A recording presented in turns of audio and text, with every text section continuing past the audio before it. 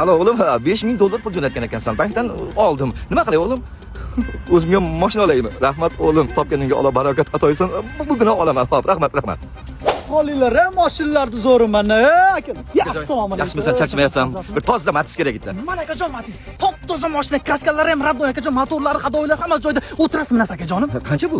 Akajon $5000. Ozgina tushkunda. Yo'q akajonim, tusha olmayman. Top-toza mashina minas haydaysiz akajon, uni tusha olmayman-da. Dehqonlar olganim yaxshimi? Aka biz dehqonmiz akajon, bizdan olavering halol mazza qilasiz. Ha, 5000 olib yeb qo'ymaymanmi? Akajon, sizdan olgan pulimni bolalarimga yediraman. Astag'firulloh, biz Allohdan qo'rqadigan odamlarimiz shepim. Allohni tanigan bola bo'lsang, barakasini bersin. Senda olgan Joningiz sog' bo'lsin. Motor moyi yotib, hadovoylar charchagan. Mana, ikkiga bo'linib ketgan Matiz'ni sotib yuborishgan. Orqasi boshqa Matiz, oldi boshqa Matiz. Yedirishibdi-ku aka. Bunday bo'lishi mumkin emas. Taqvodorman, Allohni taniydigan bolaman deb aytdi-yu. Shunaqa dedim. Unday bo'lsa yaxshi. Tezroq olib borib bering. Ehtiyot bo'lib boring. Ikkiga bo'linib ketmasin. Qaytarib olsa kerak. Qara shoshvar, sultamat, menga sotgan Matizini qaytarib ol. Ha, boya olib ketayotganingizda top-toza mashina edi-ku. Endi bu Matizni nima qilaman? Nima qilardi? Sotasiz. Ukajonim, kimga sotaman? Menga sotasiz shepim.